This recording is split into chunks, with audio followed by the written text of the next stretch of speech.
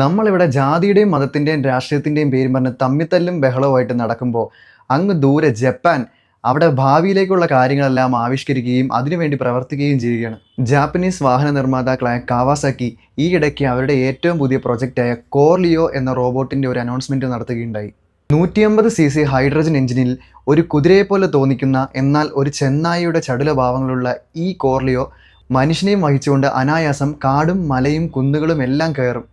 എല്ലാ ടെറൈനിലും ഒരുപോലെ സഞ്ചരിക്കാൻ പറ്റുന്ന ഒരു വാഹനം എന്ന രീതിയിലാണ് ജാപ്പനീസ് കമ്പനിയായ കാവാസാക്കി ഈ കോർലിയോയെ അവതരിപ്പിച്ചിരിക്കുന്നത്. Half motor cycle and half horse എന്ന് വിളിക്കപ്പെടുന്ന ഈ കോർലിയോ ഒരു ബൈക്കിന് സഞ്ചരിക്കാൻ കഴിയാത്ത തരത്തിലുള്ള എല്ലാ ഭൂപ്രദേശങ്ങളിലും അനായാസം സഞ്ചരിക്കാൻ കഴിവുള്ള ഒരു ബയോണിക് റോബോട്ടാണ്. 150cc ഹൈഡ്രജൻ എഞ്ചിനുള്ള ഈ കോർലിയോ മനുഷ്യനെയും വഹിച്ചുകൊണ്ട് എല്ലാ തരം ഭൂപ്രദേശങ്ങളിലും സഞ്ചരിക്കുമെന്നും മനുഷ്യൻ്റെ എല്ലാ ചലനങ്ങളും സെൻസർ ഉപയോഗിച്ച് ഡിറ്റക്ട് ചെയ്യുമെന്നും കമ്പനി അവകാശപ്പെടുന്നു.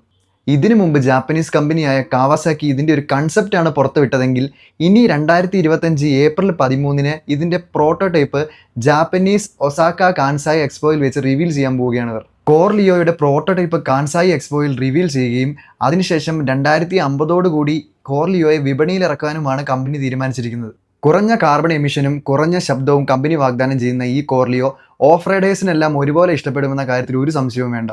ഇനി നമുക്കിതിൻ്റെ പ്രത്യേകതകളിലേക്ക് വരികയാണെങ്കിൽ എല്ലാത്തരം ഉയർന്ന ഭൂപ്രദേശങ്ങളിലെ തടസ്സങ്ങളെയും തരണം ചെയ്യാനുള്ള ഒരു കഴിവ് നമ്മുടെ ഈ കോർലിയോയ്ക്കുണ്ട്. പാറകളും മലകളും എല്ലാം കയറുമ്പോൾ തെന്നി വീഴാതിരിക്കാൻ വേണ്ടി ഇതിൻ്റെ പാദങ്ങൾ റബ്ബർ കൊണ്ടാണ് നിർമ്മിച്ചിരിക്കുന്നത്.